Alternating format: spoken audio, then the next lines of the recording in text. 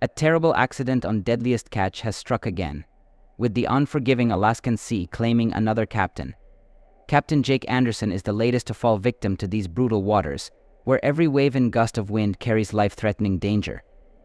How many more brave souls will the sea take before the risks become impossible to ignore? We will explore the powerful story of a person who defied the seas and lost his life on Deadliest Catch. The fishermen might look like they're alone out there in the vast ocean, but that's not really true. The ocean is actually filled with lots of boats. While the show might make you think these men are all by themselves, they are in fact surrounded by hundreds of other boats, all hunting for crabs to make money. This tough competition for catching crabs isn't shown much on TV. Sig Hansen's time on the show demonstrates how someone famous can handle their public image well, keeping their personal and professional lives under control. This is quite different from Josh Harris, who sought fame without thinking of the consequences and ended up in legal troubles. Sig shows us the importance of being careful about how we handle our public image, especially when moving from a private life to being in the public eye. Before we dive deeper, the truth is far more complicated than it seems, and what we uncover next about these captains will leave you questioning everything. Sig Hansen and his dad, Sigurd, originally from Karvag, Norway, moved to America in 1958 and started fishing for opilio crabs, also known as snow crabs, in the uncharted Bering Sea. Their groundbreaking work allowed them to fish all year and open new doors for themselves and other fishermen, making crab fishing seasons profitable. Their efforts have greatly improved the incomes of Sig and his fellow fishermen, particularly during the challenging opilio season.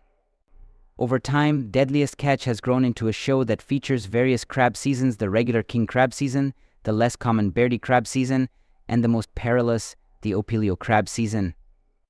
The hardest part for the crew is the living conditions. The Discovery Channel sends 2 camera crews to live on the ships for 5 weeks. These crews share the same space and face the same hardships as the fishermen, with no chance to take a break. Unlike other reality show crews who can step away, those filming Deadliest Catch have to keep going for 6 months straight. Interestingly, the fishermen on Deadliest Catch don't deal with the same pressures as other fishermen.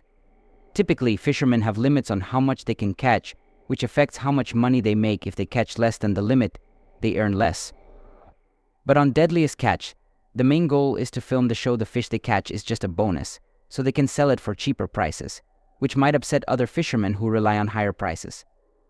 Something that often gets overlooked by those not used to spending time at sea is how ship captains understand the moon's effect on ocean tides. During events like the supermoon, the gravitational pull makes tides higher and seas rougher. In 2018, during a supermoon, Jake Anderson described the sea as incredibly rough, and Wild Bill confessed his fear. Despite the dangers, that night ended safely, highlighting the unpredictable nature of such natural events.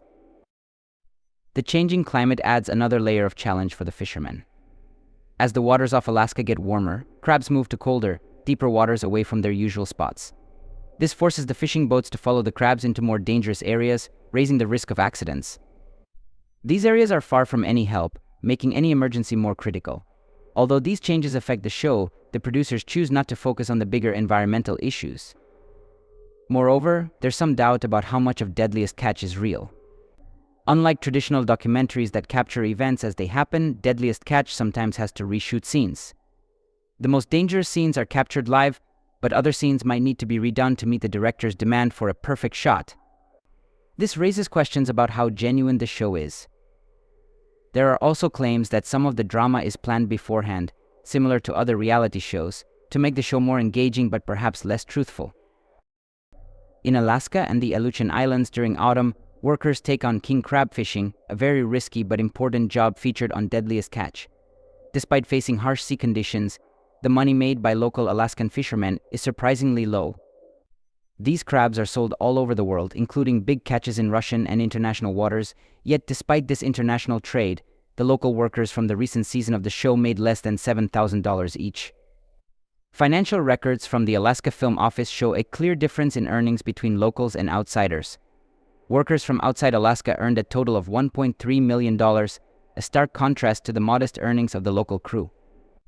This wage difference is seen between just 8 local crew members and 35 workers from outside, highlighting a significant wage gap. This shows the tough realities faced by those who work the seas off Alaska, battling not only the physical elements but also economic hardships. The financial support the state gives to the TV show Deadliest Catch shows how much the government backs these projects. In the latest season, the state gave around $691,000 in incentives to the producers. They reported spending about $285,000 on transportation and shipping within the state and another $231,000 on food and lodging. Yet even with these big costs covered by state aid, local Alaskans earned only $44,000, while out-of-state workers took home $1.3 million in that season. The state's support even increased to $786,000. This situation takes place in an industry that's undergone big changes since 2005. That's when they switched to a catch share system in crab fishing, which was supposed to make the industry safer and more regulated. Before this change, many boats would rush out during the short winter seasons to grab as many crabs as they could from the Bering Sea. The new system gives each boat a certain amount of crabs they're allowed to catch over a longer period, which has helped make things safer and cut down on competition. Since this shift, the physical dangers have somewhat decreased, with only one life lost compared to earlier high-risk conditions. However, the real fight now is with economic challenges. Local workers face the high-profile nature and adventurous portrayal of their jobs on international television, but this doesn't actually help improve their financial situations. The show draws viewers and profits, but the local fishermen whose lives and efforts are broadcast continue to struggle economically. This highlights a broader issue. The profits from displaying the tough lives of Alaskan crab fishermen mostly benefit people outside the community, leaving the actual fishermen with little.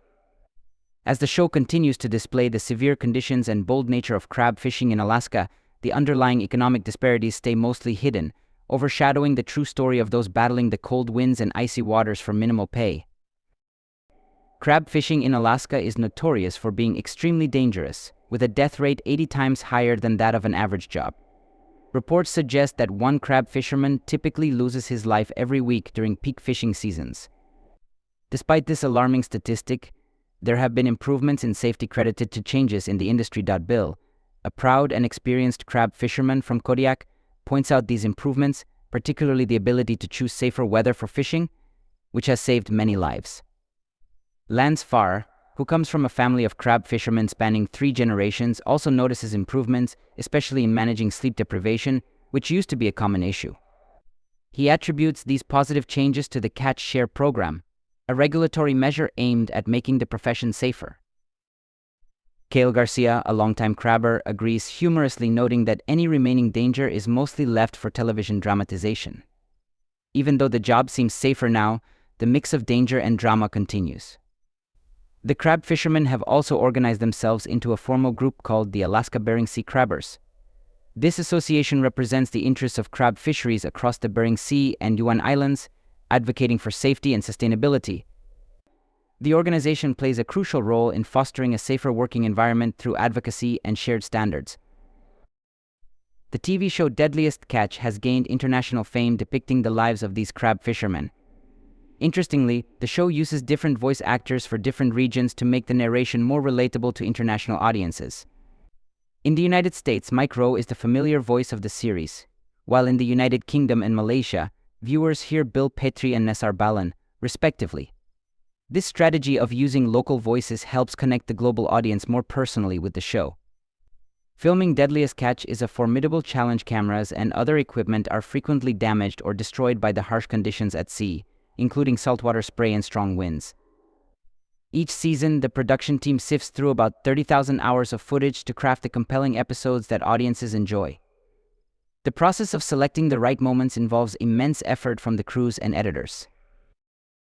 In Deadliest Catch, there seems to be a formula: each season needs a villain. The producers at Discovery Channel craft a storyline of good versus evil, even though all the fishermen are essentially after the same prize crabs. This narrative choice directs viewers to favor certain characters while disliking others, adding drama to the real challenges of crab fishing. The directors carefully shape the storylines, sometimes asking the captains to reshoot scenes. While this might seem like manipulation, it keeps the audience glued to their screens,